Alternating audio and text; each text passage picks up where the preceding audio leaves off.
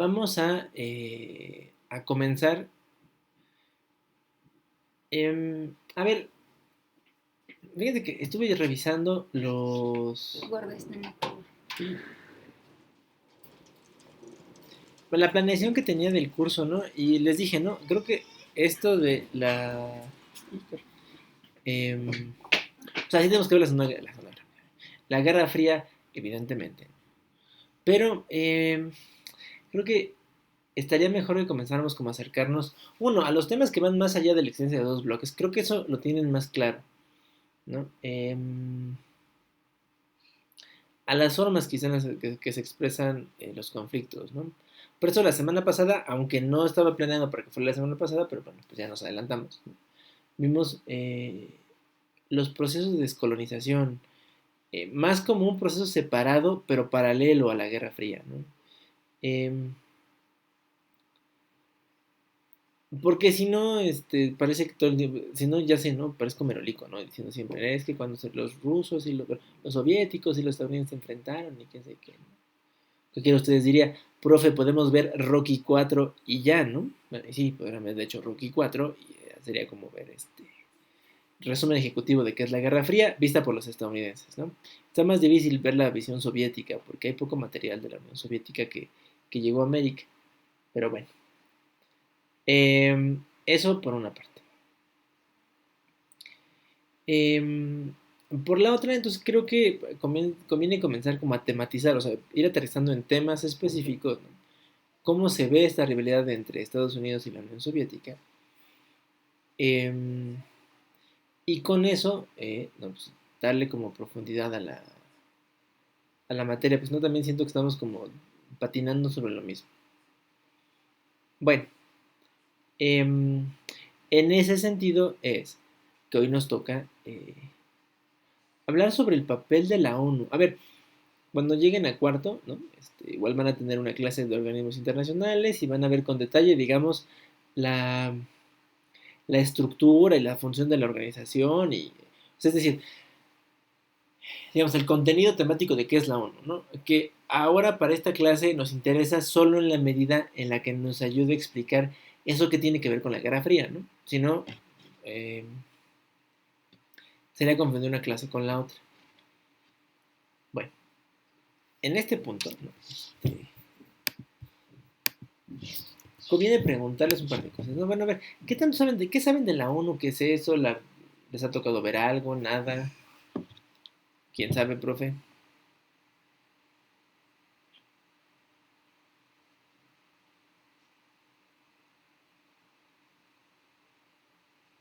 Pues hemos tocado varios puntos en todas las materias, pero Ujú. de acuerdo a la Guerra Fría, es más que nada que ellos evitaron el enfrentamiento armado, ¿no? A ver, bien, Frida, ¿no? A ver, ya fuiste a un punto que es muy importante, ¿no?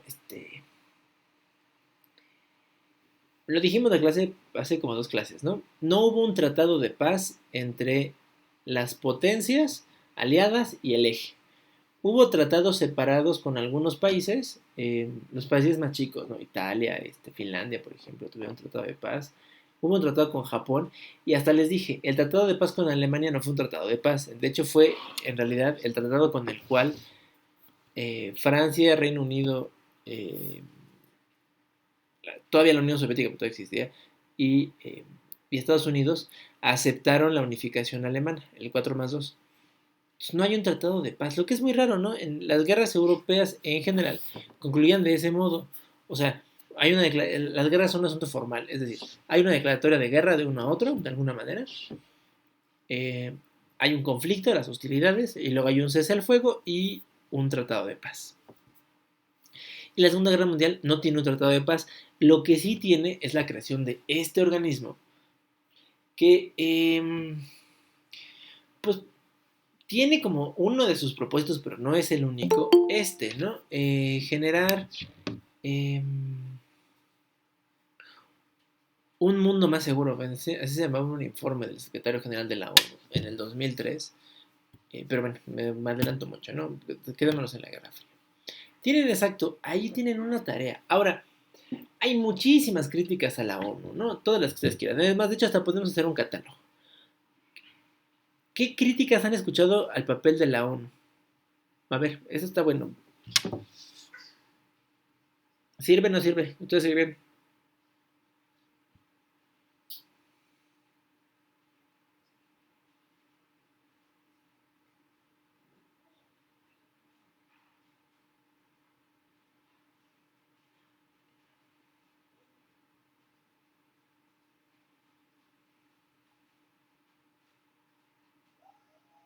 Podría ser que no tratan como todos los temas, nada más los que ellos creen que son importantes. Bueno, la manera en la que se arman las prioridades, ¿no, Luisa? Sí, o sea, lo que ellos consideran como importante o que necesita ser tratado, lo van a hacer y si no, pues nunca se va a hablar. A ver, ese es un buen punto. Fíjate que en estos años, sobre todo de la Guerra Fría, ese es un dolor de cabeza. Porque por un lado, bueno, pues sí, ¿no? Está hay temas que son relevantes. Del 45, digamos, que abre la ONU, hasta el 91, que desaparece la Unión Soviética, hay una serie de temas que son relevantes. Em, los temas de seguridad en general. Está muy sorprendente pensar que la organización, ¿no? Que de manera mayoritaria está formada por países en desarrollo, no convierte al tema del desarrollo socioeconómico, en una prioridad, sino hasta la década de los 60, o sea, se echa como, 20, bueno, como 15 años, ¿no? Eh, pues ahí dándole la vuelta al asunto de la seguridad y así al enfrentamiento entre unos y otros, incluso a la descolonización, pero no el tema del desarrollo. En eso creo que lo apuntas bien, ¿no? Ha modificadose y ahora ya el desarrollo es una prioridad, pues, pero cambiando. ¿Qué otra cosa? ¿Qué otra crítica le encontraríamos a la ONU?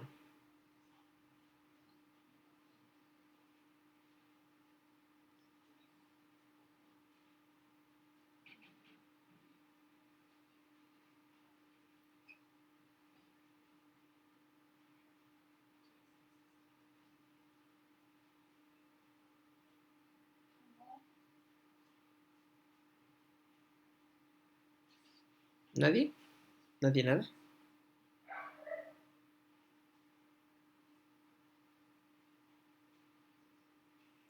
Lo de la desigualdad, ¿no? ¿En qué términos, Luis? Hablaríamos de desigualdad.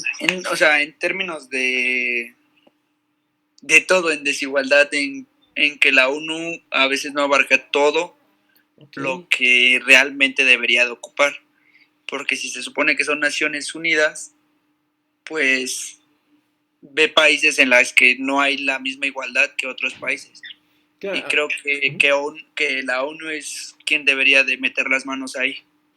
Se parece un poco al argumento de Luisa, pero está bien. O sea, estamos hablando de una organización que debería tener un montón de prioridades. El punto es cómo las acomoda. Eso está bien, ¿no? A ver, y lo estamos poniendo. Bueno, donde Estados Unidos, bien dicho Ariel, ¿no? Tiene un papel ahí preponderante, ¿no? Dirigirla pues es medio difícil, ¿no? Porque también un monstruo burocrático de ese tamaño, créanme que ni al secretario general le cuesta, hasta a él le cuesta trabajo dirigirlo, ¿no? Eh, pero sí tiene una voz, digamos, predominante, ¿no? Entre todas. Y entonces eso, pues no se pregunta, ¿no? Eso ya suena, o sea, ya se juntan los argumentos de todos, ya suena a, bueno, pero ¿por qué, no? O sea, pareciera que, ¿no? Ese es un organismo, ¿no? De iguales, pero donde unos son más iguales que otros, ¿no? Es más como el privilegio, ¿no? Que tienen los países por ser como más desarrollados que otros o tener más renombre, por decirlo de alguna forma. A ver, exacto, Luisa, justo hacia allá vamos, ¿no? ¿Por qué sucede esto? ¿Por qué pareciera que algunos tienen más poder que otros, aunque de origen no está pensado para ser así, ¿no? Entonces, de hecho, eso tiene que ver con la segunda pregunta que les puse acá, ¿no? Y es, ¿ustedes creen que la ONU es un producto de la Guerra Fría o se salva de ser un... O sea, yo dije que el proceso de descolonización no era un producto de la Guerra Fría, ¿no? Era paralelo, pero no era. Ahora, se las volteo. ¿Ustedes creen que la ONU sea un producto de la Guerra Fría o nomás se vio involucrada en la guerra? Abraham dice que sí es un producto de la Guerra Fría.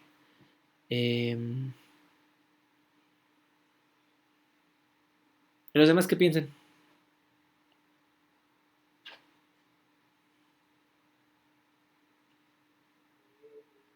¿Me podría repetir la pregunta, por favor? Es que no la entendí muy bien. Sí, ¿ustedes creen que la ONU es un producto de la Guerra Fría? O sea, ¿surgió por el enfrentamiento entre Estados Unidos y la Unión Soviética o que es aparte, o sea, o es separado de eso? No tuvo nada que ver.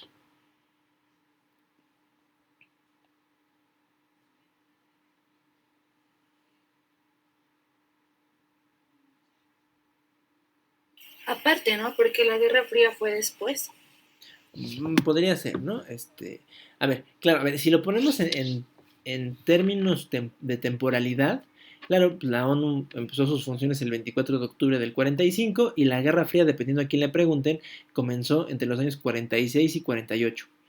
¿No? De hecho, la lectura que hicieron de Kissinger, ¿se acuerdan? Kissinger que nos cuenta así un montón de chismes, dice, ¿no? Del 46, bueno, ya Stalin está así muy nerviosito, ¿no? En Estados Unidos los telegramas de George Kennan ya causan no escozor, pero hasta el 48, digamos, es que empieza formalmente la Guerra Fría, ¿no? Sí, el criterio temporal nos diría, pues no, en realidad, profe, la ONU es antes de la Guerra Fría. Ahora vamos a ver eso cómo impacta, ¿no? Fíjense, ¿de qué trata esto de la ONU? ¿No? Porque hablamos siempre que si la ONU esto y la ONU lo otro. Bueno. A ver, esto es el preámbulo de la Carta de Naciones Unidas. O sea, este es el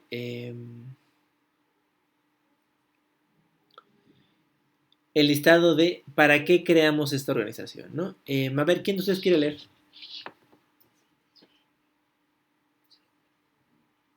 Yo le ayudo, profe. Échale. ¿Completo? Nada más de los primeros párrafos. No, pues completo, de hecho solo es esta hojita de nosotros hasta Naciones Unidas al final, ¿no? Ok.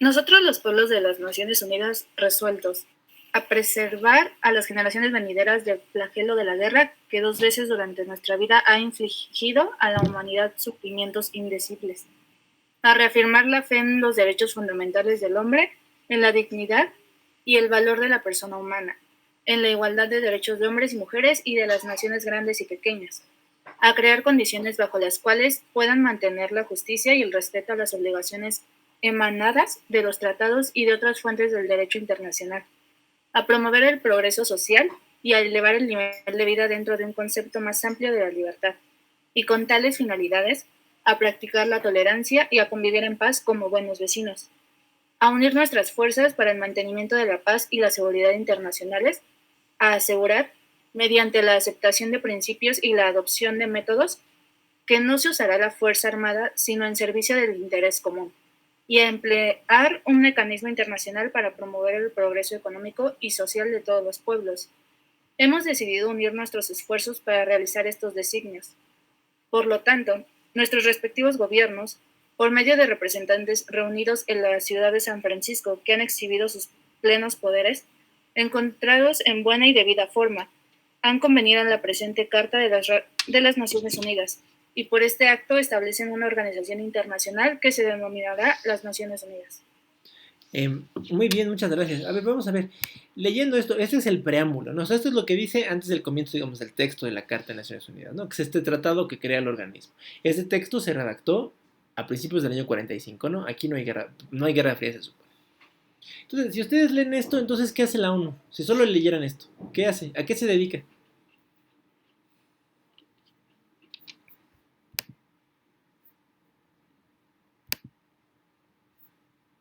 Mantener la paz y pues la seguridad internacional. No, a ver, este es el primer punto, ¿no? Si leen, o sea, ¿cuántos párrafos hablan aquí de paz y seguridad? O sea, hasta los contamos. Tenemos el primero, ¿no? A preservar las generaciones. El convivir, a practicar tolerancia y convivir en paz. El siguiente, ¿no? Unir nuestras fuerzas para el mantenimiento de la paz y seguridad. Asegurar mediante la situación de principios la adopción de métodos, el no uso de la fuerza armada, ¿no? O sea, ahí está todo el asunto, ¿no? Pura seguridad, ¿no? A ver, no es lo único, ¿no? ¿Qué otra cosa hay? ¿De qué otra cosa dice esto que se va a tratar la Carta de Naciones Unidas? O sea, no vamos a leer la carta, solo vamos a leer este pedazo. Pero si leyeran esto, ¿de qué otra cosa, además de seguridad, se va a tratar esto? podría ser que va a servir como un mediador entre dos países cuando existe un conflicto. Sí, claro, pero eso sigue siendo, digamos, paz y seguridad. Pero el preámbulo nos habla de alguna cosa que no sea paz y seguridad.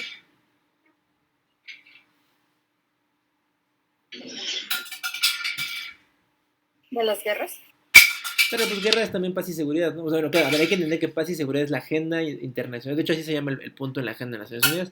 Cuando hablamos de prevención de conflictos, desarme, terrorismo inclusive, uso de la fuerza y todos sus derivados, similares y conexos, ¿no? Decían los sindicatos antes. Todo eso es paz y seguridad. Pero el preámbulo habla de otra cosa que no sea eso. Sobre justicia y el respeto, ¿no? De todas las naciones. Claro, ¿no? A ver, hay un principio jurídico, ¿no? Al menos, ¿no? Respeto al derecho. Muy bien, Luis. Por ejemplo, vamos a ver, el último antes de contarle finalidades, ¿no? A promover el progreso social y elevar el nivel de vida dentro de un concepto más amplio de libertad, ¿no? Bueno, aquí van pegadas dos cosas, ¿no? El progreso social, que quién sabe qué sea, porque de verdad eso nunca está definido, y elevar el nivel de vida, eso está bien, ¿no? Respetando libertades, ¿no? Entonces aquí sería ¿no? Derechos fundamentales del hombre.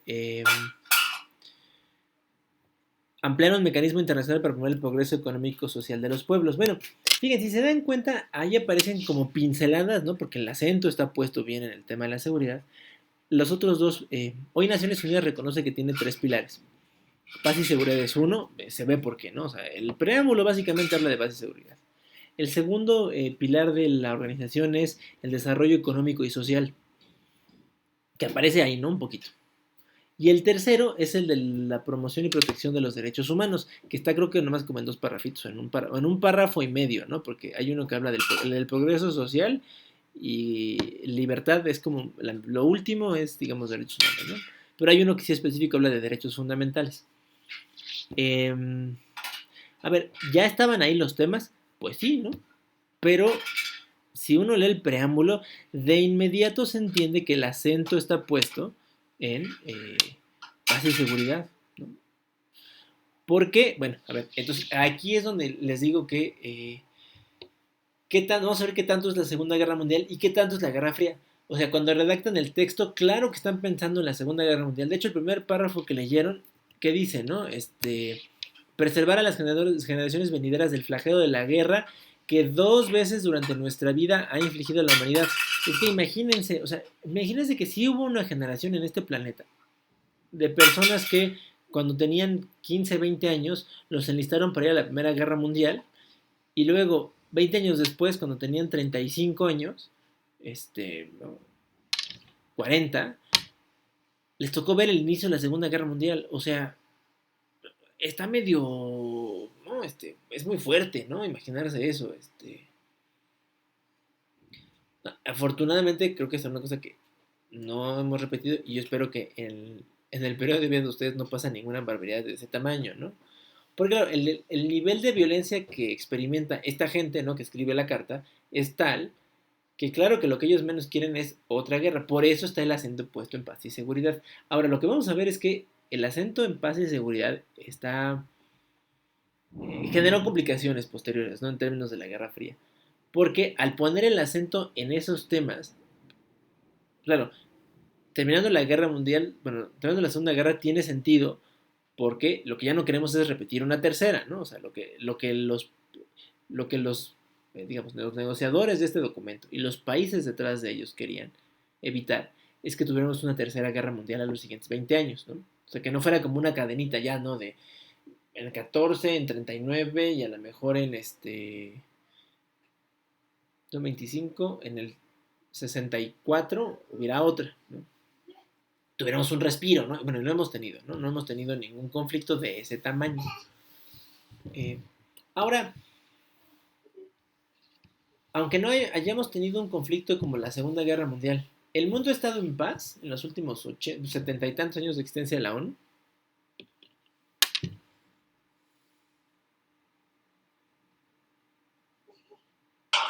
Yo creo que no. Luis dice que no, Ariel dice no. Bueno, a ver, ¿alguien cree que sí? Digo, a ver, se vale estar en desacuerdo con los demás, ¿eh? ¿Alguien cree que hayamos vivido en paz?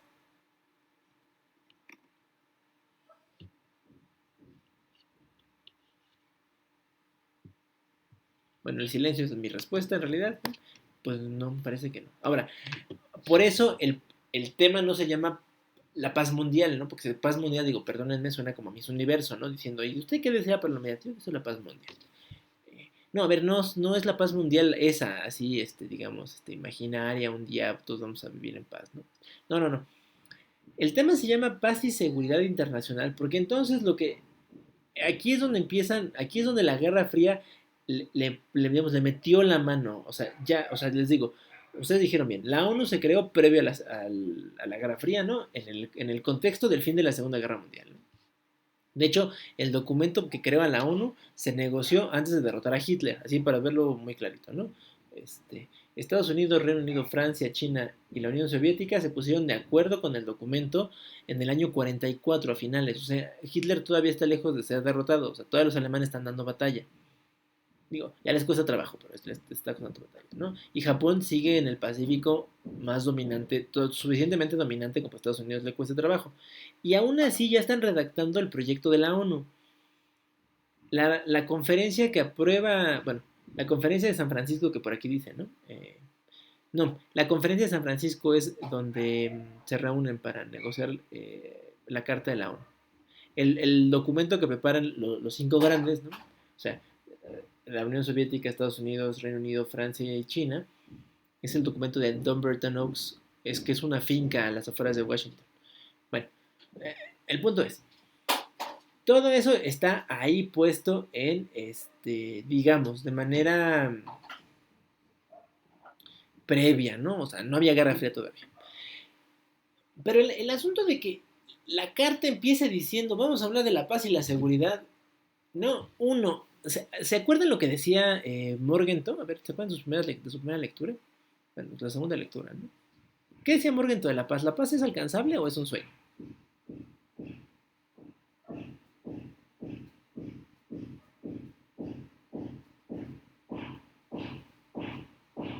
Bueno, piensen como, si no se acuerdan lo que decía Morgenthau, piensen como Morgenthau. ¿Ustedes creen que alguien como Morgenthau, que habla del realismo en la política, sería un hombre que piensa en la paz o que piensa que la paz no es posible?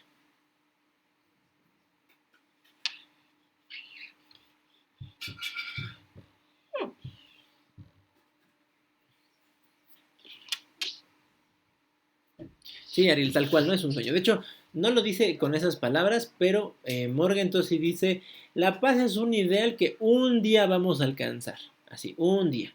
¿Cuándo? ¿Quién sabe? Un día, ¿no? Como en sus mamá les decía de niños, ¿no? Ay, mami, ¿me compras esto? Sí, un día, y ese día nunca llegó. Bueno, así tal cual dice Morgenthau, ¿no? Un día vamos a alcanzar la paz. Lo que tenemos hoy en día, bueno, dice Morgenthau, cuando que Morgenthau vive la Guerra Fría, entonces Morgenthau escribe pensando en la Guerra Fría. Podemos tener un mundo seguro, pero un mundo seguro no quiere decir un mundo en paz, ¿no? Porque un mundo en paz habría ausencia de conflictos, ¿no? Pero eso no hay en la Guerra Fría, ¿no? Hay conflictos. Solo el proceso de descolonización es un conflicto tras conflicto, ¿no? Ahora bien, piensen, llévenlo a esto.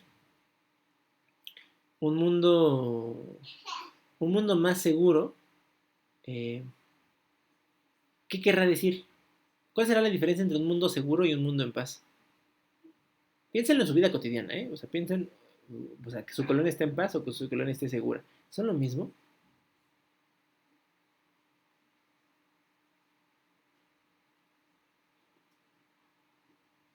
No. Suena como que hay algo truculento ahí, ¿no? Hay, profesor, como que algo nos está queriendo decir, que suena muy raro. Un mundo en paz sería eso, ¿no? La ausencia de conflictos, o a lo mejor, si no la ausencia de conflictos, al menos nada violento, ¿no? Bueno, muy bien, Ariel, ¿no? La seguridad tiene que ver con la prevención, ¿no? O sea, a ver, esto piénsenlo, ¿no? Ahora que va a haber elecciones, ¿no? Y cuando un candidato a alcalde o así les prometa seguridad, piénsenlo, a ver, solo les quiero decir lo que les está vendiendo, porque eso es cierto. Cuando hablamos de seguridad, hablamos de la capacidad que tenemos para prevenir eh, riesgos ante amenazas, ¿no? O sea, una amenaza es, por ejemplo, ahorita que está por llover, pues es una amenaza, ¿no? En la Ciudad de México se vuelve una amenaza porque, pues, o cae una llovizna o cae una tormenta torrencial y se inundan las calles. Esa es una amenaza. se vuelven un riesgo, o sea, la amenaza se vuelve un riesgo cuando se cumple, ¿no? O sea, cuando se convierte efectivamente, cuando se vuelve real, ¿no? La amenaza es lo que podría pasar y el riesgo es cuando sucede, ¿no? Entonces el riesgo de una tormenta ya real es que pues, se te inunden las calles, ¿no? Bueno. Entonces cuando un candidato les ofrece seguridad, lo que les está ofreciendo es mecanismos para prevenir los posibles riesgos derivados de esas amenazas, ¿no? Entonces, básicamente es lo que pasa en la Guerra Fría. No es que desaparezcan las amenazas, que eso sería la paz, ¿no? Eso no sucede, o sea, y de hecho es difícil, o sea, yo creo que incluso en el contexto más pequeño, ¿no? O sea, es decir, pensemos en una comunidad pequeña, ni siquiera una alcaldía, su colonia, ¿podrían estar libres de amenazas?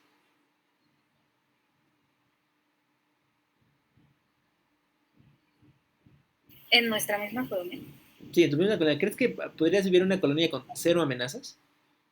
No. Es difícil, ¿no? A ver, les digo, piensen en el pequeño. Bueno, incluso, a ver, llévenlo si quieren a un contexto diferente, ¿no? Eh, Como, bueno, no sí tengo mucho que hacer, pero además soy fan. He estado viendo, me estoy echando con mi esposa otra vez las películas del universo cinematográfico Marvel. Es ahora que las volví a ver como en orden cronológico, bueno, según la cronología del MCU. eh, Tony Stark aparece como un desquiciado de la seguridad, fíjense. Porque Tony Stark se da cuenta que las amenazas que él está acostumbrado a lidiar, o sea, él lo dice en alguna, ya no me acuerdo si es en Civil War o en Ultron, en alguna de las dos dice, estamos acostumbrados a lidiar con amenazas pequeñas, y pequeñas quiere decir redes de traficantes, asaltantes, sí, bueno, ¿no?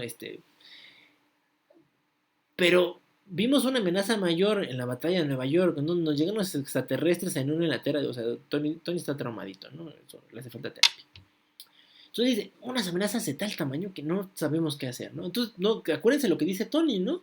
De hecho, por eso surge Ultron, ¿no? Dice, lo que necesitamos es un escudo gigante que proteja la Tierra y que evite que cualquier amenaza entre. Lo que dice Tony tiene sentido. A ver, piensa en lo que estamos diciendo, ¿eh? A ver, todo esto lo vamos a llevar a la Guerra Fría, ¿eh? Pero el ejemplo me gustó. ¿Se puede cumplir el escenario que quiere Tony? Sí. ¿Tú crees, Luis, que podría haber un escudo alrededor de la Tierra para que no tengamos ninguna sola amenaza? Porque es lo mismo que decía Tony, al principio creaba armas y todo y sabía que eran problemas pequeños, pero que los estaba alimentando más porque se robaban sus armas y todo y dejó de creer, ¿no? De crear armas. Ahora, cuando no sabe que hay una vida en otro universo, pues piensa que todo es tranquilo, pero en la Avengers 1, cuando llega toda la amenaza del universo, lo que piensa es en un Tron, que hacer un escudo porque sabe que hay vida extraterrestre o vida en otros universos y para evitar problemas hace a lo mejor la solución o evita los problemas que podría tener a algún futuro el planeta o el mundo. Bueno, a ver, y sigue la misma línea argumental si quieres del universo de Marvel y al final del día ¿eso le ayuda para algo? Piénsalo, a ver, piénsalo. Pues, o sea, sigan sí. La historia, ¿no? O sea, digo, aquí afortunadamente, a ver, vamos a hacer ahorita un símil con lo que pasa con la Guerra Fría y con la ONU, porque además de eso estamos hablando. Es como lo de Civil War, que el equipo se divide porque no quieren firmar con el gobierno. No, exacto, para porque que los controlen, ¿no? Claro.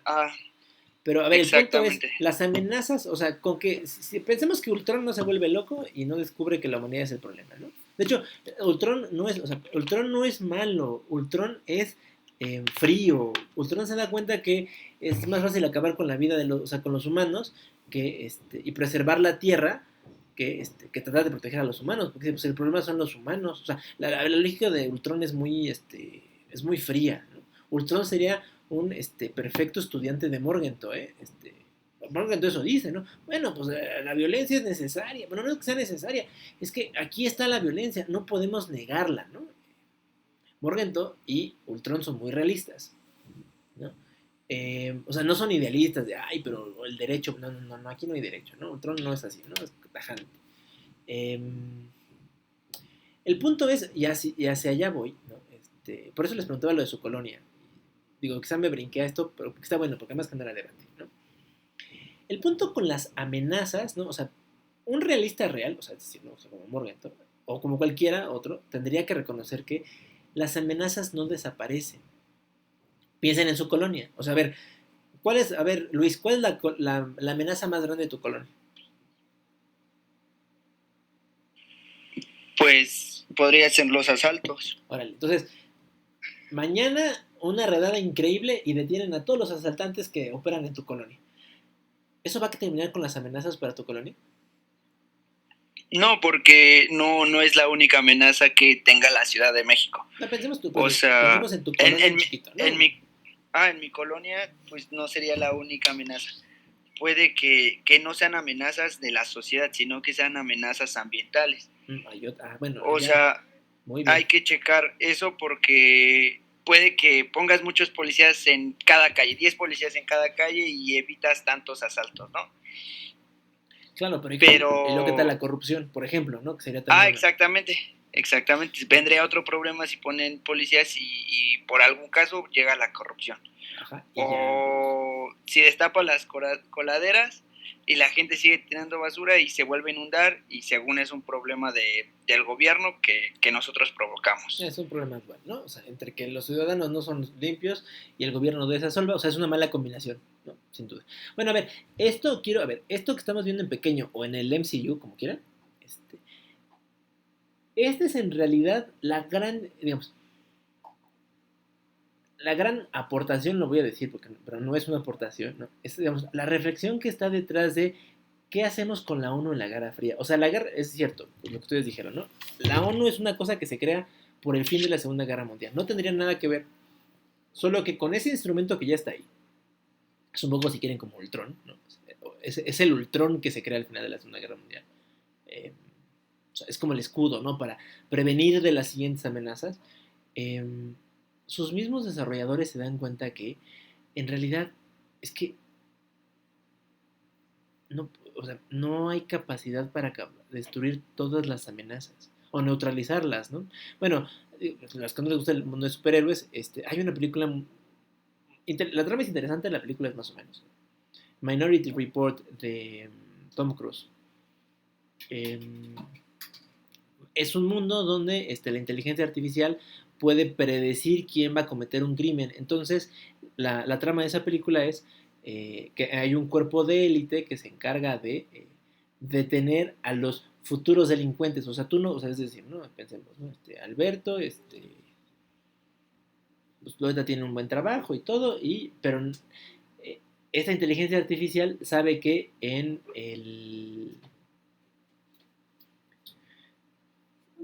los próximos 5 años Alberto se va a quedar sin trabajo, se va a quedar sin nada y entonces se va a ver obligado a asaltar un banco. Entonces, antes de que Alberto llegue a asaltar el banco, lo detienen. De eso se trata la película, ¿no? O sea, esta idea ¿no? De neutralizar las amenazas en algún momento. A ver, piensen qué peligroso es, ¿no? O sea, de hecho, a quien le interesa este mundo más como policíaco espías, pueden ver Minority Report. A quien le guste Tom Cruise también puede verla por Tom Cruise.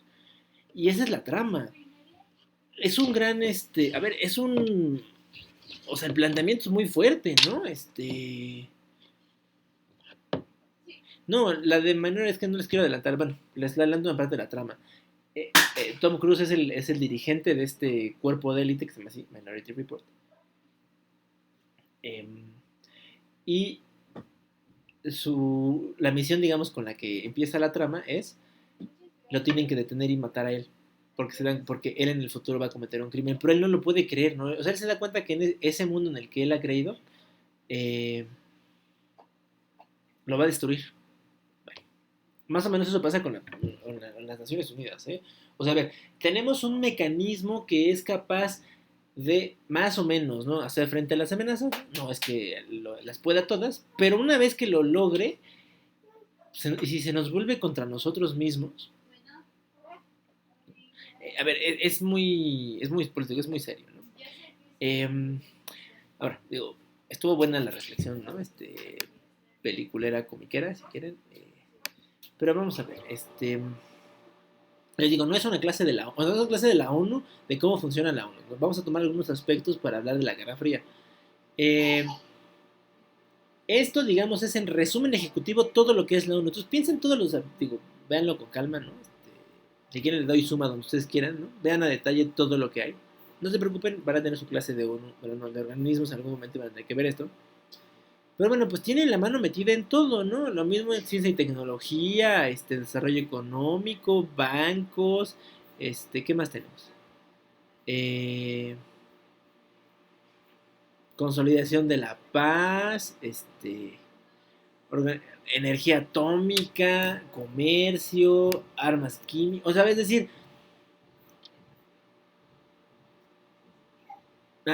bueno, Luisa, por ejemplo, eso, ¿no? Eso para la parte ambiental, ¿no? Dice Luisa, hay otra película donde crean un satélite que evita que existan desastres naturales y así mantienen todo controlado, pero al final ese mismo satélite pone en riesgo al mundo. A ver, claro, esta es una premisa que existe en la literatura y ahora en el cine, de no es posible eliminar todas las amenazas, porque cuando tú crees que ya eliminaste todas las amenazas, eso que usaste para eliminarlas se te puede revertir. De hecho, eso es, regresando a la discusión que yo tenía con Luis, eso es Ultron, ¿no? O sea, cuando Ultron no se descompone, Ultron entiende que el problema son los humanos, entonces va a acabar con los humanos, me parece muy normal, ¿no?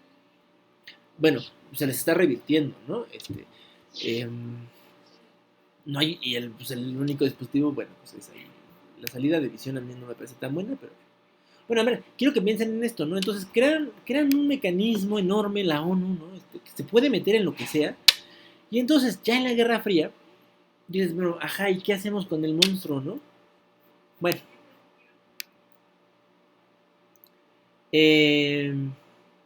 Entonces, aquí está la prioridad, ¿no? Ya dijimos por qué, ¿no? A ver, ¿reconocen esto? ¿Saben qué es? Geotormenta, justo. La película de los desastres naturales. Bueno, a ver, ¿alguien sabe qué es esto que estamos viendo en pantalla? ¿El Congreso de la Unión? No, se vería bien padre así, pero no. ¿Alguien sabe? ¿No es el Consejo de Seguridad de la ONU? Es justo la sala del Consejo de Seguridad de la ONU sesionando el año pasado, antes de la pandemia. Creo que estaban hablando de Siria, si no me equivoco. Bueno, no importa, el punto es que están sentados ahí, ¿no? A ver, aquí está la solución, o sea, para que, fíjense, piensen lo que dijimos acá, de Geotormenta, Ultron, o cualquier otra cosa que les guste, bueno, incluso Minority Report, que también acordé yo. ¿Qué mecanismo tienen fíjense, las potencias para que luego el monstruo no se les revierta? Porque claro, ¿no? Imagínense que, a ver, pongámonos muy imaginativos. Hacemos tan poderosa la ONU que un día un país como México levanta su reclamo ante esta organización y su reclamo es respaldado por todos, o sea, menos por Estados Unidos. Y entonces, pues hay amenazas a la ONU. A Estados Unidos desde la ONU, ¿no? Y desarmarlo y lo que ustedes quieran. ¿Qué harían, no?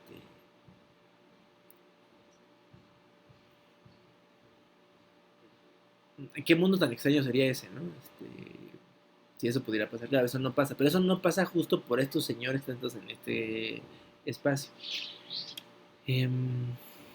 Cuando se diseñó, digamos, previo a la Guerra Fría, cuando se diseñó, digamos, el marco institucional de la ONU,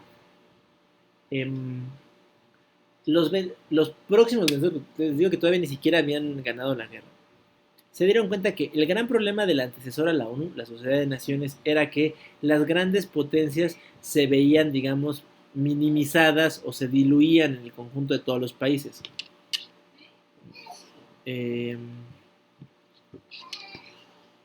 Eso quiere decir que si ¿cómo se llama? Pasaba en la Sociedad de Naciones, por ejemplo, Inglaterra, que era, ¿no?, la gran potencia de la época y todo, bueno, los votos de Gran Bretaña valían exactamente lo mismo que los votos de México, de Perú, de Ecuador, ¿no? Entonces, al final, ¿qué impacto político tenía el Reino Unido? Pues ninguno. La Sociedad de Naciones también tenía un consejo, pero el Consejo de la Sociedad de Naciones veía los mismos temas que la Asamblea. Entonces, tampoco había ninguna diferencia, porque había temas donde el Consejo decidía una cosa y luego la Asamblea de la Sociedad de Naciones decidía otra y se hacía lo que decía la Asamblea. A ver, No estoy defendiendo el esquema, solo quiero decirles que es una situación que sucedió y visto desde las potencias, ¿qué es lo que estaba pasando? ¿Qué es entonces lo que estaban buscando las potencias, las triunfadoras de la Segunda Guerra Mundial? ¿Cómo defenderse ante la muchedumbre, si quieren decirlo de un modo muy grosero, ¿no?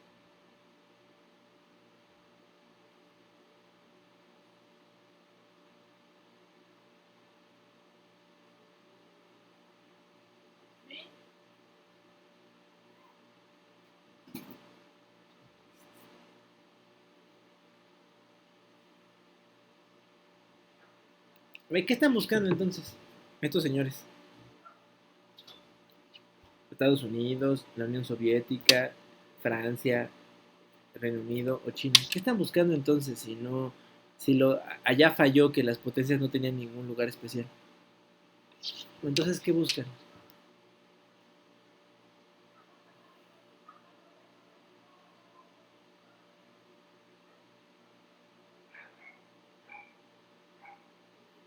Que su régimen, bueno, no sé, ya sea socialista o comunista, todos siguieran su estilo, ¿no? Digamos así.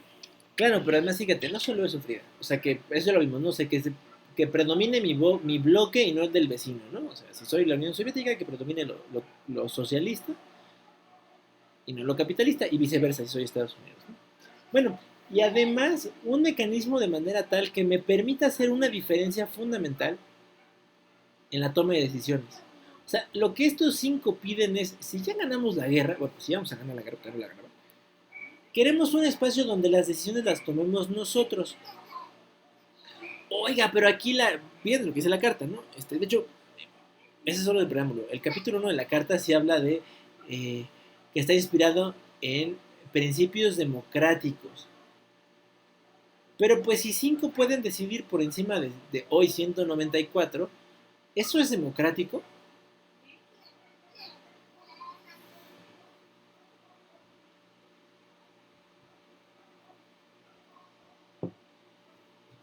No. No, pues ni de cerca, ¿verdad?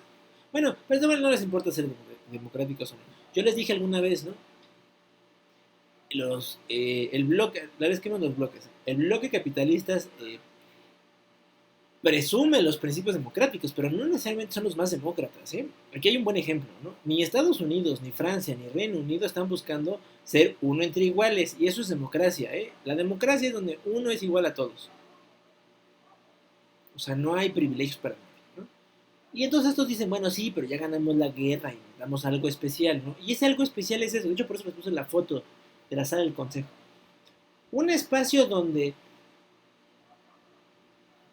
los temas más importantes se decidan ahí y no se puedan decidir si ellos no están de acuerdo. Entonces, fíjense. El Consejo de Seguridad es el órgano que se encarga de los temas de paz y seguridad internacionales en la ONU, ¿no? Lo que está dedicado es atender las amenazas, ¿no? Ahora sí, lo que les decía, el concepto de amenaza es eso que me pone en peligro, eso es una amenaza, ¿no? Y entonces el Consejo de Seguridad, a la fecha, siguiendo las funciones, ¿no? Se encarga de definir qué es una amenaza y qué no es una amenaza, y luego cómo combatir a las amenazas. Fíjense que eso tiene sus ventajas y desventajas, ¿no? La vamos a ver en un ejemplo muy, muy concreto, pero me voy a adelantar un poquito. Fíjense que en el 2016, después de que África cometió durante años la epidemia de ébola, no es sino hasta ese año, hasta el 2016, que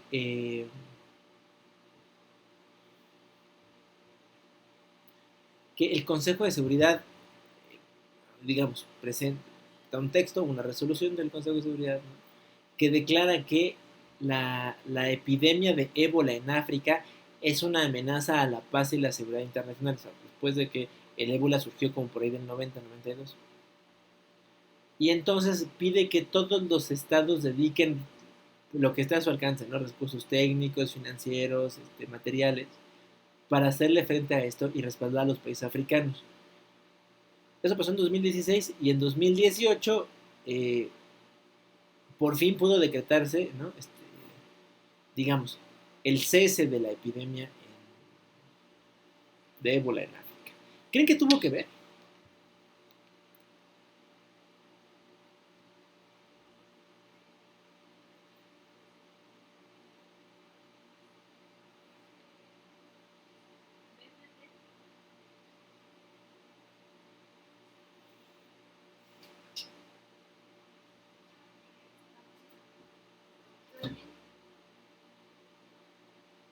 No sé, profe.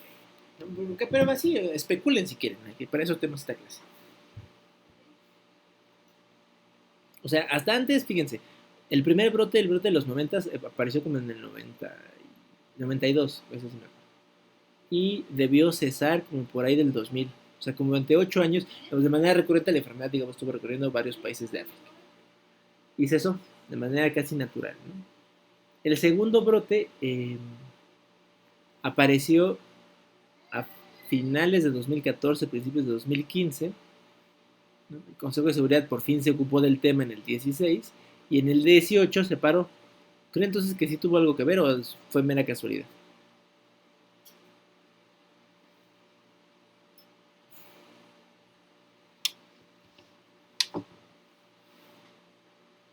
Tal vez tuvo algo que ver, ¿no? Es que miren, la ventaja o desventaja, como ustedes quieran, que el del Consejo de Seguridad diga que algo es una amenaza a la paz y la seguridad internacional, la ventaja es que le pones todos los reflectores. Y entonces, algo que no parece importante se vuelve de la mayor importancia, ¿no? O sea, teóricamente, para eso tenemos el Consejo de Seguridad, para decirnos, para que el Consejo de Seguridad haga eso, nos vaya diciendo, miren, aquí hay una amenaza de tal grado que toda la comunidad internacional tendría que voltear y decir, vamos a hacerle frente. Ahora, hay un problema. El Consejo de Seguridad está muy orientado a dar una respuesta, digamos, desde una perspectiva más militar estratégica, al uso del ejército, por ejemplo. O sea, se privilegia el uso de los ejércitos, de las tareas de espionaje y contraespionaje, las sanciones económicas, creo que es lo más light que tiene el Consejo de Seguridad. ¿Con eso se puede combatir una enfermedad?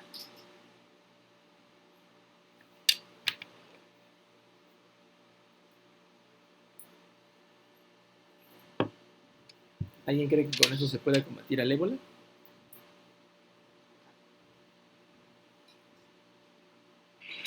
Yo creo que sí. Podría ayudar, ¿no? O sea, tener tantas manos de obra, tantas manos disponibles, digamos, ¿no? Lo resuelve directamente, híjole, es difícil, ¿no? Los médicos, ¿sí? Cuando estoy hablando de personal militar, no es que todos sean médicos, ¿sí? Hay muchos que no lo son.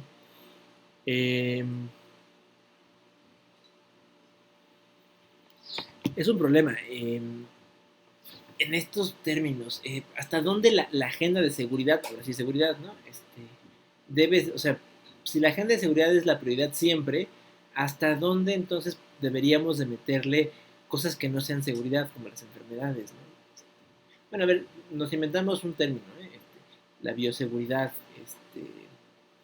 o la seguridad sanitaria. Me acuerdo que era un tema que estaba como de moda en los 2000, hablar de la seguridad sanitaria. Es un riesgo porque entonces digamos, el sector militar de los países puede empezar a tomar decisiones de algo que les corresponde al sector civil en cualquier lugar, ¿no? En este caso en especial. El asunto de quién define las amenazas, por eso es importante. No siempre es difícil que quede en manos, ¿no? Bueno, luego, no, pero no solo hace eso el Consejo, ¿no? La misma Carta de Naciones Unidas, más o menos, le encarga al Consejo de Seguridad, a ver, tú defines cuáles son las amenazas y luego cómo las vamos a responder. Y luego dice, para que se pueda tomar una decisión en estos temas, una que no sea de procedimiento, se requiere de el voto favorable de la mayoría de los países que estén sentados en el Consejo, ¿no? Hoy hay 15, o sea, se necesitan al menos 8 votos, incluyendo el voto de los 5 miembros permanentes del Consejo de Seguridad. Lo que pasa es que el Consejo de Seguridad tiene estos 5 permanentes, Estados Unidos, están ahí, ¿no? Estados Unidos, hoy Rusia, antes la Unión Soviética, Reino Unido, Francia, China. Y los otros 10 asientos literal se rotan entre países. De hecho, México es, hasta este año, o sea, hasta finales del 2021, es miembro del Consejo de Seguridad. Un asiento que compartimos, lo vamos a dejar y lo vamos a después compartir con alguien más. Bueno, se lo vamos a ceder a alguien más. Bueno, ¿entienden qué quiere decir esto último? Que las cosas tienen que aprobarse con la mayoría de votos, incluyendo la de los 5 miembros permanentes.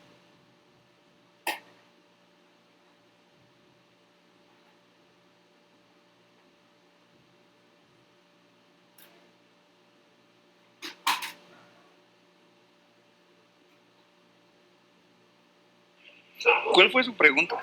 Sí, a ver, ¿entiende qué quiere decir esto último? Para que algo se apruebe en el Consejo de Seguridad, se necesita la mayoría de votos de los presentes, incluyendo el de los 5 miembros permanentes.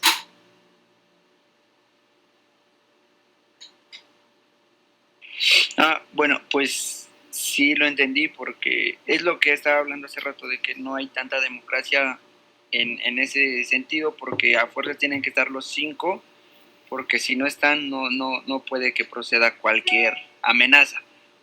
Bien, Luis, ¿no? Tal cual. Es lo que se llama popularmente el derecho de veto de los 5 permanentes. Porque si uno de ellos no está de acuerdo y vota en contra, no importa que de los 15, 14 voten a favor de algo, porque si uno de ellos está en contra, no pasa. Ahora vamos a hablar de un ejemplo del presente, ¿no? Y ahorita vamos a hablar de los ejemplos de la Guerra Fría. Pero me interesa que conozcan el mecanismo y luego hablemos de la Guerra Fría. A ver, Siria, ¿qué está pasando en Siria? A ver, alguien.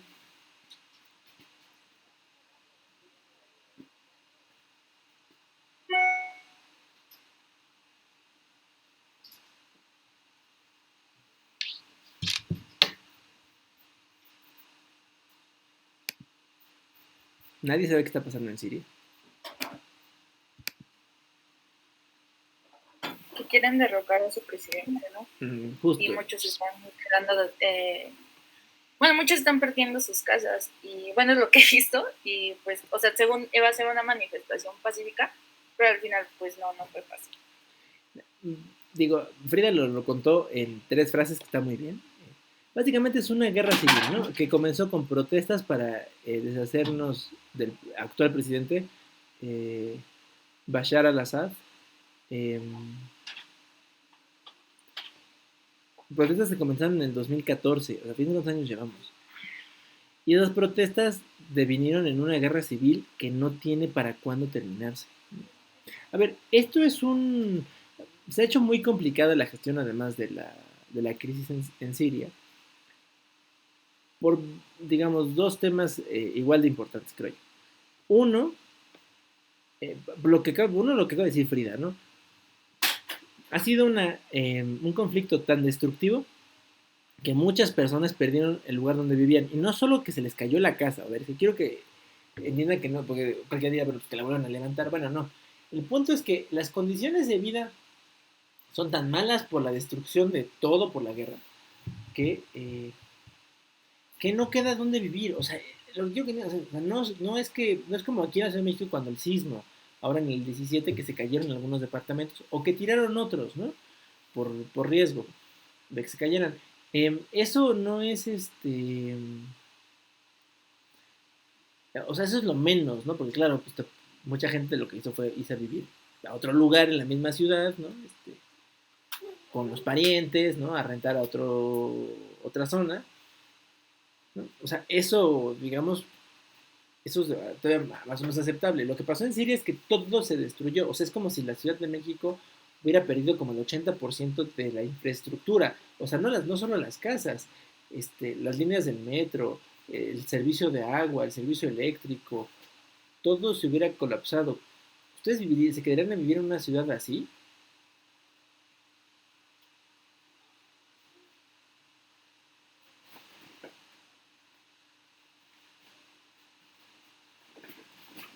No. Sí, no, está difícil. Bueno, de hecho, ese es el problema. Que como no se pueden quedar así, entonces el conflicto sirio ha expulsado, se calcula más o menos, a unas 250,000 personas fuera del espacio, digamos, sirio, y, o sea, del espacio del Medio Oriente, y en el Medio Oriente que haya más o menos unos 4 millones de desplazados sirios. O sea, hay 250.000 que lograron salir del Medio Oriente, pero todavía hay otros 4 millones que están repartidos en los países vecinos. O sea, eso ya es un asunto eh, de importancia internacional, ¿no? O sea, más allá, digamos, de lo regional, ¿no? Gente que está saliendo y que está viendo dónde se puede ir. Eso es uno. Y luego, el otro gran problema que también debería requerir la intervención de esto, del Consejo de Seguridad, es que entre los combatientes, o sea, los que se están dando de balazos, no solo hay, digamos, la oposición siria y el gobierno sirio. Por un lado, se ha demostrado que hay presencia de combatientes internacionales, o sea, mercenarios y reclutas traídos de otros países que van a tomar partido por alguno de los dos bandos, por el gobierno sirio o por el de los rebeldes sirios, o la oposición siria si quieren. Eh, Eso es lo más descarado, pero también hay cosas un tanto no tan descaradas, bueno, no tan que parecen no tan descaradas, pero igual son muy violentas. Eh, Ejemplo, pues el gobierno ruso facilitándole armas al gobierno sirio, el gobierno, por ejemplo, estadounidense, ¿no? Proporcionando algún financiamiento a algunos grupos opositores. De hecho, al parecer esto del Estado Islámico, que ya al menos se desintegró en la forma en la que lo conocíamos, parece ser resultado de uno de estos grupos a los cuales Estados Unidos les estuvo mandando dinero para oponerse al gobierno sirio, y luego se le volteó.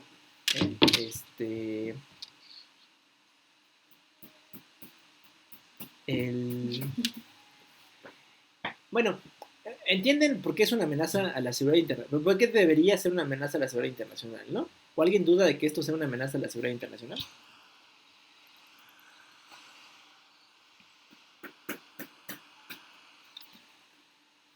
¿Alguien cree que yo soy un exagerado y no debería de serlo? ¿Y es una cosa interna que se puede resolver bien fácil? No, sí puede ser una amenaza interna. Sí, no, seguro. Pues también se pasa de listo. Bueno. O sea, todo afecta, hasta lo de aquí afecta hasta allá. Claro, bueno, a ver, digo, o sea, volteándote lo que voy a decir, Frida, ¿sabían que tenemos una presencia cada vez más grande de refugiados sirios en México? Sí, y bueno, de varios. Sí, claro, pero bueno, les digo de sirios porque era raro. Hace ya un tiempo, ¿no? Con trabajar yo en relaciones, en una etapa de mi vida en relaciones me tocó ver casos de refugiados.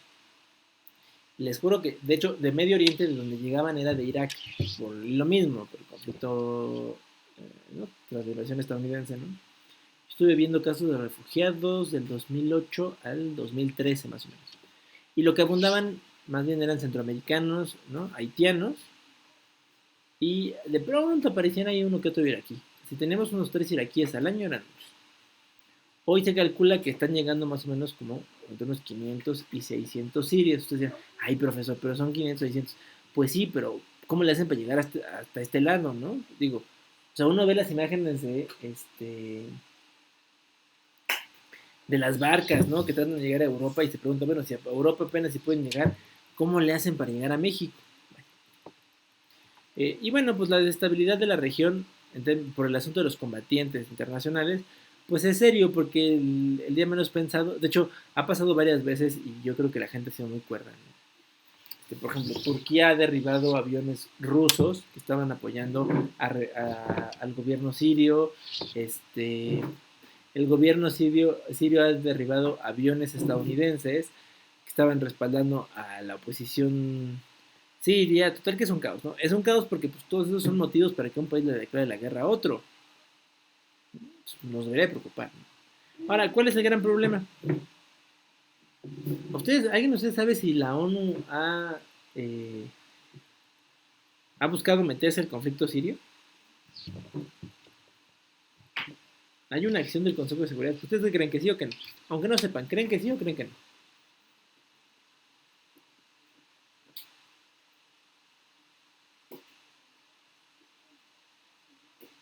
no siempre me voy más porque no a que sí. O sea, yo siento que Chance sí se haya metido en algo, pero no creo que totalmente al 100% de lleno. Ok, bien, Frida. Pues no en realidad, ¿eh?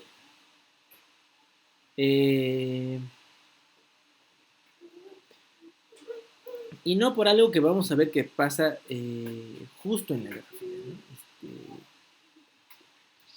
Y eso es los intereses divididos entre Estados Unidos y ahora Rusia, ¿no? Entonces entre Estados Unidos y la Unión Soviética, por quién respalda a quién. Ya les dije, ¿no? El gobierno sirio es respaldado por Rusia y China desde hace muchos años. Y el gobierno estadounidense lleva un rato respaldando a los opositores sirios. Entonces, cuando en el Consejo de Seguridad se presenta una resolución para mandar tropas que detengan al ejército del gobierno sirio y deje de andar regando gas mostaza por las ciudades, ¿quién creen que se opone? ¿Puedes repetir la pregunta, por Claro, favor? cuando cuando Estados Unidos presenta una resolución para enviar tropas a detener al ejército sirio que está lanzando gas mostaza a la población, ¿quién creen que se opone? La ONU. No, pero el Consejo de Seguridad. Bueno, pues no, no. ¿Quién creen que dice, no, no hay que mandar tropas? De los mismos permanentes del Consejo de Seguridad.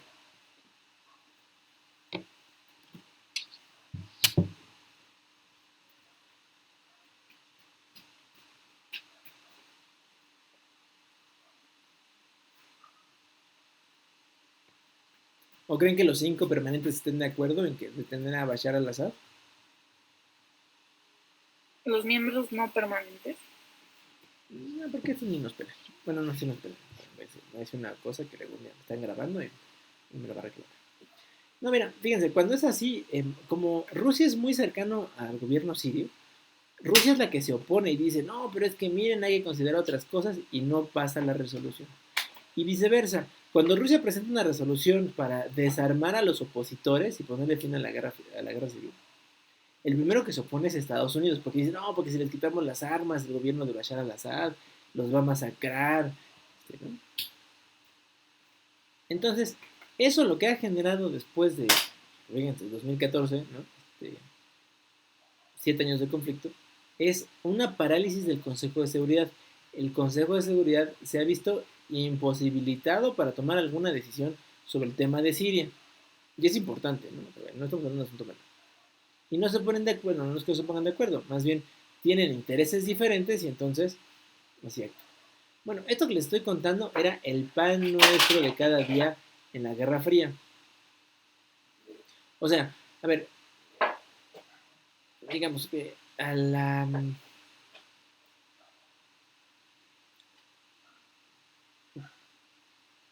¿Cómo decirlo? Se presentaba un asunto en el Consejo de Seguridad, ¿no? Pensemos, unos ejemplos ahí rápidos. Algunos países europeos, entre ellos Alemania Occidental, presentaron una protesta al Consejo de Seguridad porque en el año de 1968 ¿no? Tropas de la Unión Soviética entraron a Checoslovaquia a parar una revolución que iba a derrocar al gobierno comunista. Y entonces los gringos y, bueno, no los gringos, Europa Occidental decía que pues eso era una clara violación a los principios de la Carta de la ONU, ¿no? De la autodeterminación de los pueblos y pues que debería de prohibirse. Cuando el asunto se llevó al Consejo de Seguridad, la Unión Soviética se opuso porque dijo, ¿no? Básicamente porque se había tenido que intervenir a petición del gobierno comunista checo, bueno, checoslovaco, y que pues el gobierno estaba democráticamente electo, ¿no? Entonces que pues, no había necesidad de un golpe de Estado como que estaban buscando los rebeldes, ¿no? ¿Qué creen que hizo el Consejo de Seguridad? Nada, no pudo hacer nada. Luego, estas yo creo que sí se las saben, en octubre del 68, ¿qué pasó en México en octubre del 68?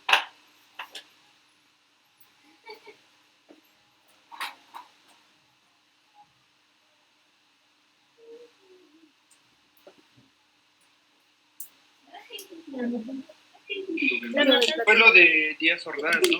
Tlatelolco, exacto, ¿no? Entonces, fíjense, en ese mes, después de lo sucedido en Tlatelolco, ¿no?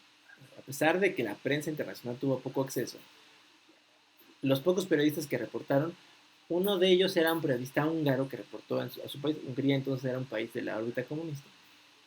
Hungría presentó, acompañada de otros países, una solicitud al Consejo de Seguridad para que se le impusieran sanciones a México. O sea, no que hubiera intervención militar, sino que hubiera sanciones a México por el uso indiscriminado de la fuerza contra estudiantes, ¿no? Lo que decía el gobierno húngaro es, miren, estos mexicanos tan simpáticos, tan tramposos, ¿no?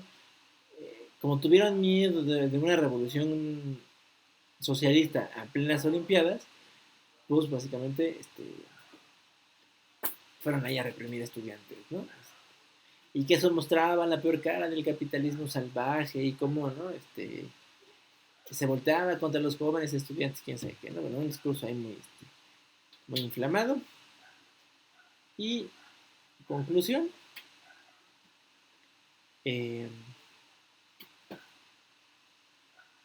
pues no hay queremos que la ONU intervenga y le ponga sanciones a México. ¿Quién creen que se opuso a eso de los miembros permanentes? O sea, a la mera hora no tuvimos sanciones, pero ¿quién creen que votó en contra de las sanciones contra México?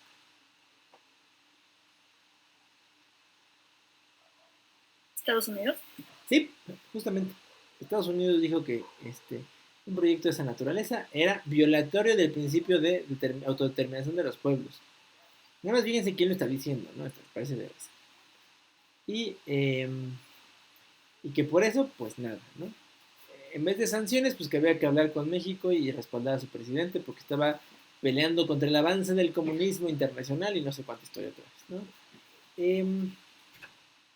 Así tenemos infinidad de casos en el Consejo de Seguridad que se llevaron a la atención de ese órgano y que decidieron no hacer nada. Y decidieron no hacer nada pues porque ahí sí el conflicto entre Estados Unidos y la Unión Soviética era tal que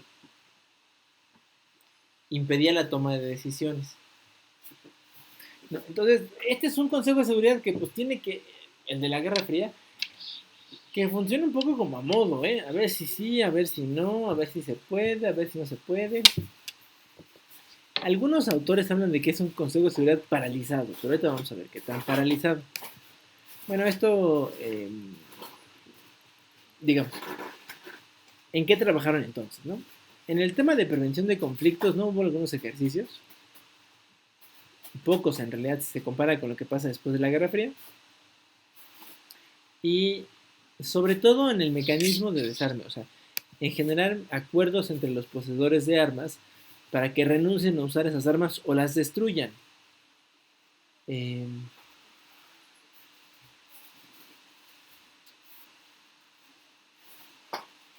Bueno, vamos a ver. Estas son las operaciones para el mantenimiento de la paz que suceden entre el año 48, la primera, ¿no? Y el año 88, digamos, un año antes de que culmine la Guerra Fría. Son pocas, ¿no? Son 16, conté hace rato, 2, 4, 6, 8, 10, 12, 14, 15, 16 años. Ya son pocas. En la segunda, del fin de la Guerra Fría a nuestros días, se han establecido unas 20 operaciones nuevas. 30 operaciones nuevas, ¿no? O sea, el doble de las que hubo, ¿no? En un periodo más corto de tiempo. Entonces la explicación es que, pues básicamente, ya que el Consejo de Seguridad ya no tiene que aguantar el enfrentamiento entre el este y el oeste, le es mucho más fácil tomar decisiones.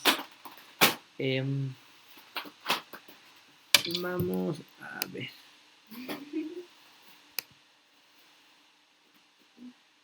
Ahorita que están... Para darle un poco de movimiento a esto, les voy a pedir, vamos a ver,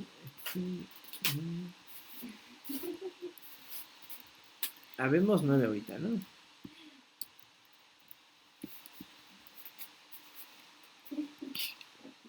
Fernanda.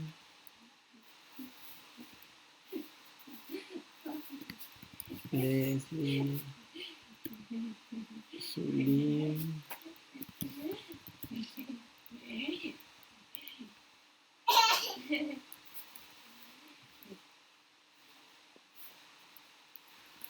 Luis.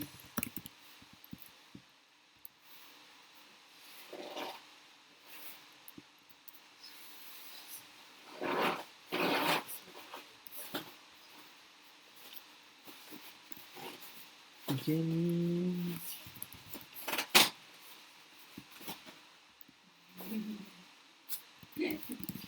Ariel.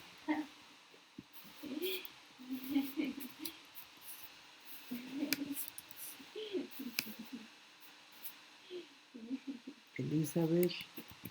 Y ya vea, porque Frida está dulce. Bueno, les voy a pedir, para avanzar en esto y para no hacerlo tan pesado, les acabo de poner una lista en el chat de la reunión, ¿no? Les repartí algunas de las misiones de paz que están aquí citadas. Entonces, tomen 10, 15 minutos si quieren, para que hagan así una exposición muy breve, ¿no? Busquen información, está muy fácil, ¿no? Hay página oficial de todas las misiones de paz. Entonces, quiero que me digan, uno, ¿cuál fue el conflicto por el cual se establecieron estas misiones? ¿Qué país o países estaban en conflicto? Y luego, si la misión cerró, ¿cómo se resolvió el conflicto? Y si la misión sigue abierta, pues que nos digan más bien por qué sigue abierta, qué está pasando todavía. Son 6:19, ¿no? Pues tomemos si quieren, son 6:20. Volvamos 6:35, ¿no? Tomemos 15 minutos. Ustedes busquen información, ¿no? Está muy sencillito. ¿Cuál fue el conflicto? ¿Quiénes fueron los estados que estaban en conflicto? ¿Qué fue hacer la ONU ahí? Y luego, si ya terminó la misión, pues, ¿en qué acabó? Y si no ha terminado, ¿por qué no ha terminado? ¿Sale?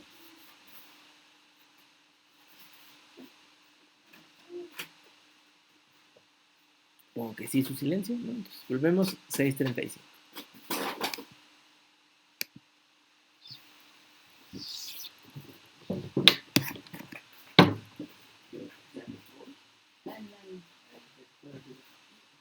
¿A qué? ¿Por qué? ¿Te sientes mal? ¿Mi amor?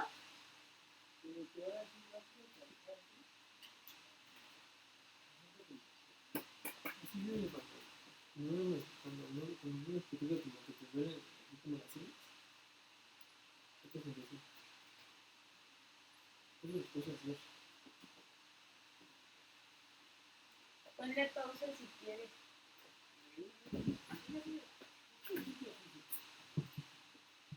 Él se lo sacó. Pues sí, pero...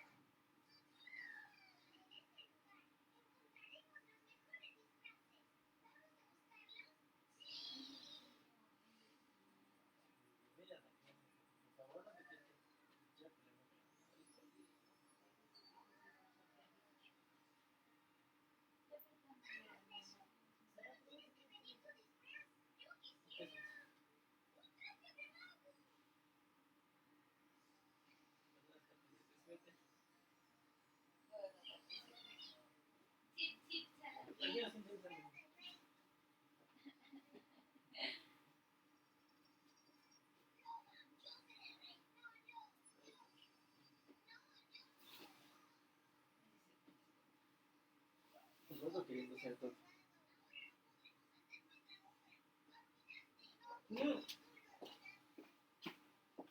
Gordy, vas a venir a recoger estas pelotas, ¿viste?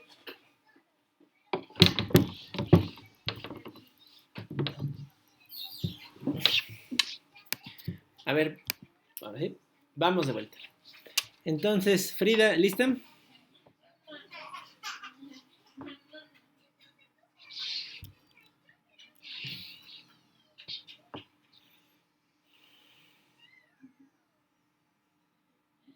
Frida, ¿estás ahí?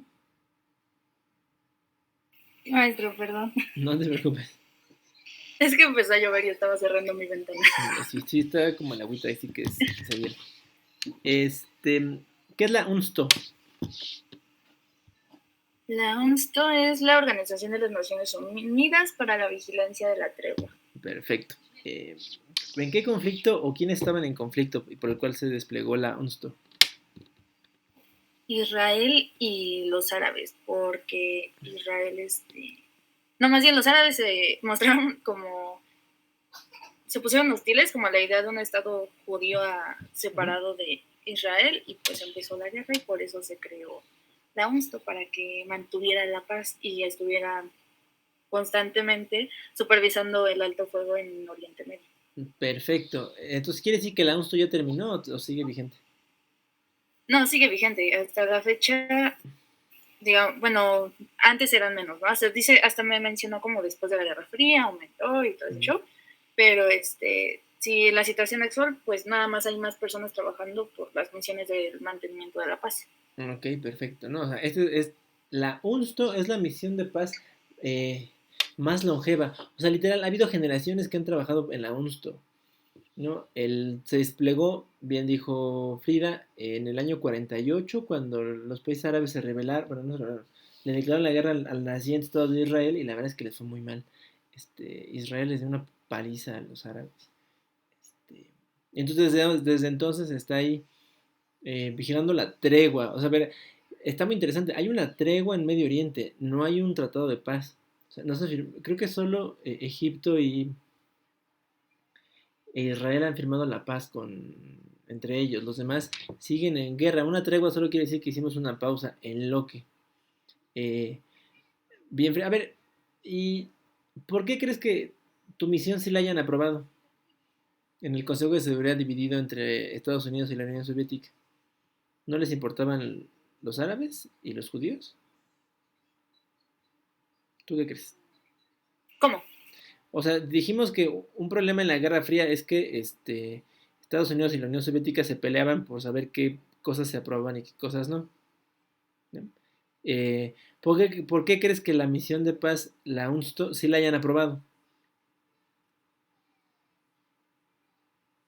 Qué buena pregunta, profe. No me lo había cuestionado. Pues es que, bueno, o sea, recuerda lo que dije. Uh-huh. Según pues este concepto de mantenimiento, digamos, nació también en un momento en el que las rivalidades, en este caso la Guerra Fría, pues paralizaron el Consejo de Seguridad y por eso aprobaron, digamos, este movimiento para que no hubiera como tal, como dice, la paz, pero pues aunque sea una tregua, pero pues no. Lo aprobaron nada más para que se mantuviera. Exacto. Fíjense que la UNSTO es el primer ejemplo de una misión de monitoreo. O sea, no se trata de detenerlos, ya se pegaron, ¿no? Es como los niños, ¿no? Cuando ya se pegaron, sino de vigilar que no se vuelvan a pegar. Y entonces, por eso es que la misión se aprueba muy fácil comparado, digo, con las siguientes cosas que van a venir, ¿no? Pero bien, bien, Frida, gracias. Fernanda.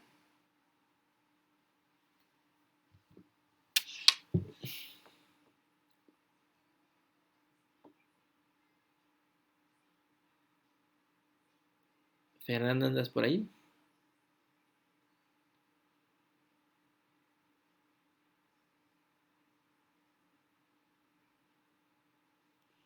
Creo que no está Fernanda. Bueno, a ver, Leslie.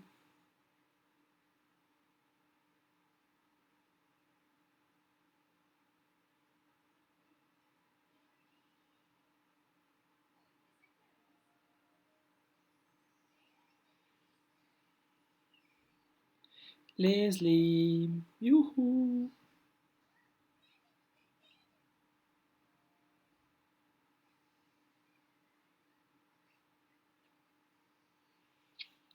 No están, oigan. Si quiere un mensaje, profe, aquí estamos. No nos fuimos.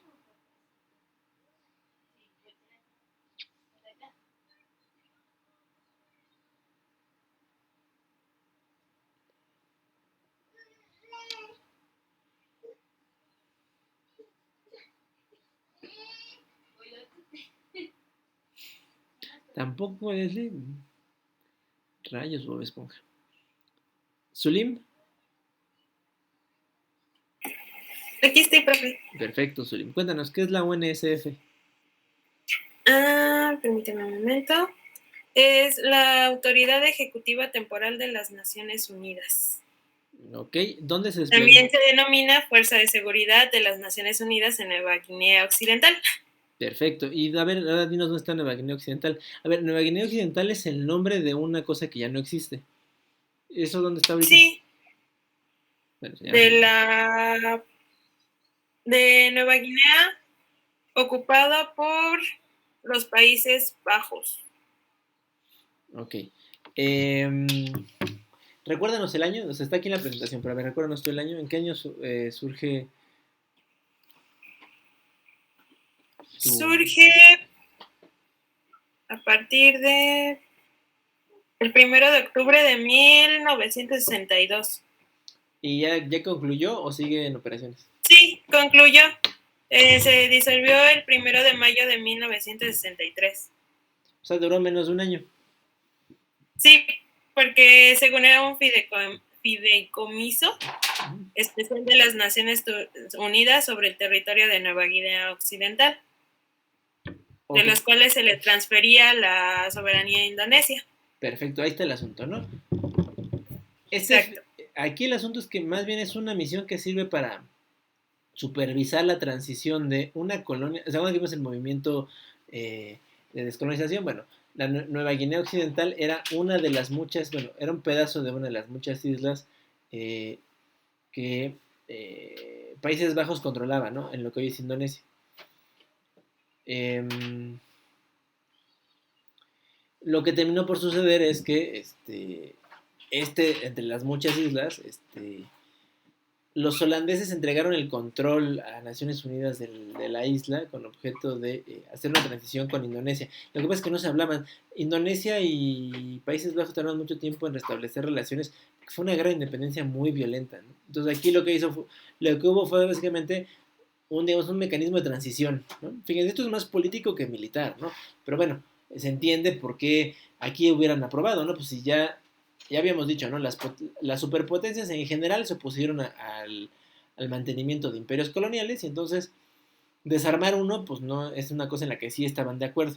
Bien, Sumil, muchas gracias. Zulim, perdóname. Luis. Sí, estoy aquí. Échanos, ¿qué es la DOMREP? No encontré mucha información, pero es sobre República Dominicana, que fue una misión que hubo muchos asesinatos. ¿Tienes los años? Sí, es en 1965 a 1966. La operación se llamaba Power Pack y era por Fuerzas Armadas de los Estados Unidos en Santo Domingo, Eh, ahí en República Dominicana. Porque, bueno, leí que, bueno, venían como periódicos y todo eso, que fueron asesinadas 22 personas, 39 personas, como que la información viene muy de variada. fíjate, esta es una visión muy curiosa y luego la DOMREP es importante, de hecho, por seleccioné algunas, no todas las que tenemos aquí, por su importancia. Esta porque es una de estas misiones donde Estados Unidos va a meter la pata tal cual y luego manda a la ONU, como algunos de ustedes decían al principio, ¿no? Como arreglar el problema. Eh, hay un hay un régimen dictatorial sobre todo una dictadura militar en Dominicana. Em, Hay una novela de Vargas Llosa, La fiesta del chivo, que relata este régimen. Em, Como pasa en muchos lugares, hay una revolución en el año 65, ¿no? Que trata de derrocar a este dictador, y luego Estados Unidos interviene en República Dominicana para evitar que la revolución dominicana se convierta en una revolución comunista. Eh, y interviene Estados Unidos, ¿no? Quita a los rebeldes, y luego pues, se da cuenta que pues, básicamente lo que está haciendo es un acto intervencionista violento, ¿no? Ese plumón, los dos.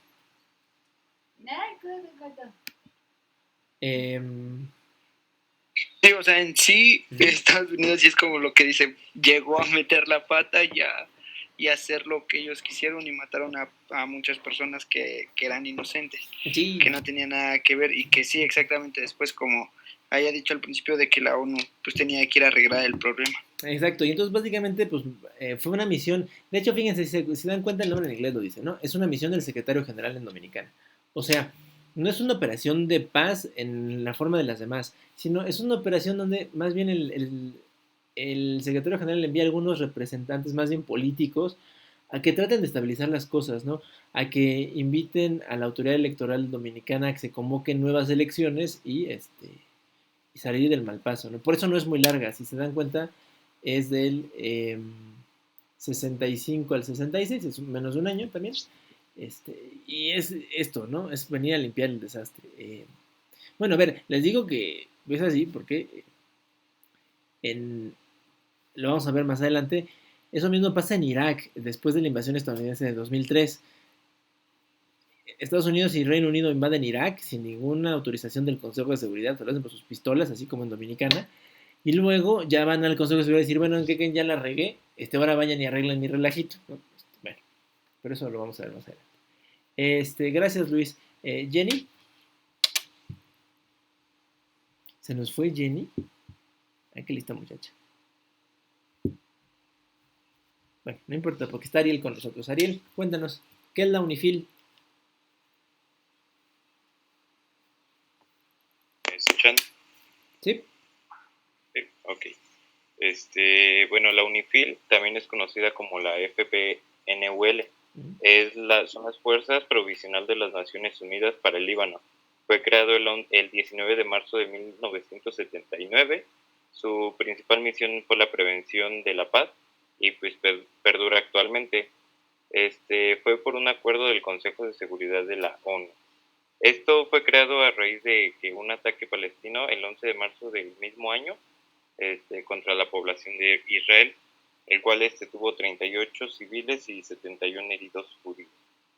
Y por lo contrario, pues Israel atacó el 14 de marzo. Eso hubo una invasión del sur del Líbano hacia el río Litani, algo así. Dicha operación tenía como fin pues, liquidar las bases palestinas que se llevaban a cabo entre las guerrillas contra Israel.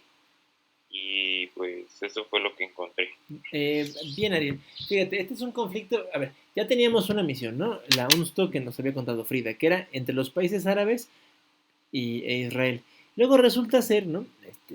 Que los grupos palestinos, que entonces todavía no conforman gobierno, hay algunos casi son tachados por terroristas por Israel, pero digamos, son palestinos que se niegan a vivir bajo el régimen judío. Y entonces la frontera entre Israel y Líbano es medio porosa, no está muy bien controlada, entonces establecen bases del lado libanés, ¿no? Desde la cual perpetran varios ataques, y luego Israel, que se siente el rey de la fiesta, va y se mete a Líbano. A ver, Líbano, la vez que el gobierno libanés ha pasado muchas muy malas, y esa es una, ¿no? Están en medio de una crisis económica y de repente Israel, sin decir agua, va y les invade territorio. Líbano pide la intervención de Naciones Unidas.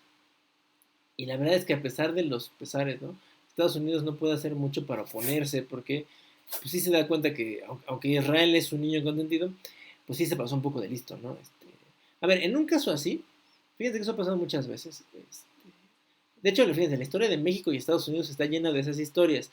Rebeldes que están operando de un lado de la frontera y que el otro país se hace como que no los ve o de verdad no los ve. ¿No? México siempre ha sido muy crítico de eso porque nos la aplicaron un par de veces los gringos, ¿no? Así es como, fíjense, así es como Don Porfirio llegó al poder y así es como derrocaron a Don Porfirio. Con la misma técnica, Estados Unidos permitió que grupos rebeldes se establecieran del lado estadounidense de la frontera, compraran armas de aquel lado y salieran de allá a iniciar movimientos armados acá en México. En ambos momentos, cuando Don Porfirio digamos, llegó al gobierno, así empezó, y cuando derrocaron a Don Porfirio, así empieza la Revolución Mexicana, ¿no? De aquel lado de la frontera, no empieza de este lado. Entonces, pues digamos que no hubo más que doblar las manitas, ¿no? No había muchas opciones de qué hacer. Pero bueno. Por último, Elizabeth, ¿andas por ahí? Sí, profe, aquí estoy. Cuéntanos, ¿qué es la Ungomap? Suena como gomitas.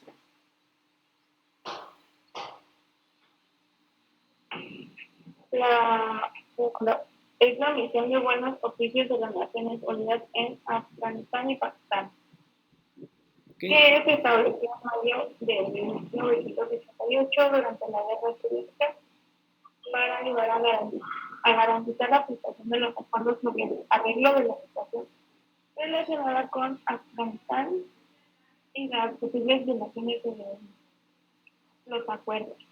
Ok.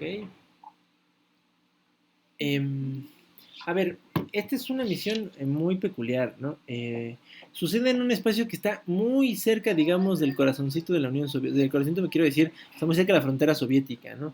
De hecho, una de las cosas por las cuales la Unión Soviética no se opone a esta, que está además muy cerca, ¿no? Es porque no es una misión militar, no son tropas, sino es una misión de observación, ¿no? Ya vimos que hay varias de observación aquí, de esta época. O sea, vamos a ver de qué se trata y vamos a supervisar que no, la violencia no incremente. La UNGAMAP es de estas. Y sobre todo porque la verdad es que la década de los 80 en esa zona del mundo, donde está Afganistán, el centro de Asia, Pakistán, Irán, Irak, fue una zona bastante conflictiva. Irán y Irak están en guerra toda la década de los 80. La Unión Soviética invade Afganistán y la invasión de Afganistán en los 80 por la Unión Soviética es violenta y desastrosa para los soviéticos. O sea, tratan de frenar a las guerrillas, háganse en cuenta como a los talibanes de la época. Y les pasa lo mismo que a los gringos. No pueden sacarlos de las montañas. Entonces los talibanes se esconden en las montañas. Los soviéticos están acostumbrados, ¿no? El ejército soviético tiene su fuerza en la caballería blindada, o sea, en los tanques, ¿no? Y bueno, los tanques en las montañas pues no son el mejor elemento, ¿no? La Fuerza Aérea medio bombardea algunas cuevas, pero pues tampoco sirve. O sea, es decir, eso era una cosa que se tenía que pelear casi que cueva por cueva, muy violenta, ¿no?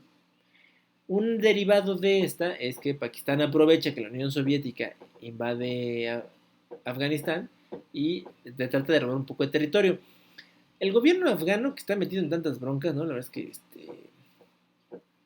ahí pues pide apoyo de Naciones Unidas y lo recibe en términos de los soviéticos están tan empantanados en su propia guerra que prefieren que mejor la ONU vaya a frenar, o sea, no vaya a entretener a los afganos en alguna de la frontera mientras ellos tratan de tener algún tipo de control, ¿no? En la frontera de lo que hoy sería Afganistán y Uzbekistán. Pero es muy complicado, la verdad es que los soviéticos salen muy mal parados de la guerra en Afganistán. Fíjense, como los gringos lo harán 20 años después. Y de hecho ya está muy debilitada la Unión Soviética, ¿no? Todavía no cae hasta el 91, pero aquí no se opone porque pues no tiene, digamos, las fuerzas políticas para hacerlo, ¿no? A ver, si se dan cuenta, las misiones que vimos que suceden en la Guerra Fría son básicamente misiones de observación, misiones donde los países son los que invitan a las Naciones Unidas a participar, ¿eh? Es un asunto increíble, o sea, están diciéndole a la ONU, oye, mándame a alguien, ¿no? Para hacerme fuerte, ¿no? ¿Qué otra la escribimos? En propio, lo de Dominicana es como raro, ¿no? Es como Estados Unidos diciendo lo mismo, pero bueno, se acerca, ¿no? La UNIFIL, que nos decía Ariel, es el gobierno libanés diciendo, por favor, vengan a poner aquí un orden, ¿no? Porque se están agarrando, literalmente, imagínense que es como que se entraran a su casa a pelear dos de allá afuera, pues es como, pues policía, vengan, ¿no? Hasta sacar maestros violentos, bueno, algo así más o menos es la UNIFIL, ¿no? Se van a transformar, ¿eh? Después en la Guerra Fría, vamos a ver, ¿no? De hecho, algunos Friedman nos decían, ¿no? Por ejemplo, lo que ha pasado después en la Guerra Fría, después de la Guerra Fría, vamos a ver que algunas de estas misiones, aunque continuaron, se tuvieron que transformar para tener un papel distinto a lo que hicieron en la Guerra Fría. Bueno, a ver, dudas, comentarios, quejas, aclaraciones. No, maestro. Bueno, si es así, cuídense y nos vemos mañana.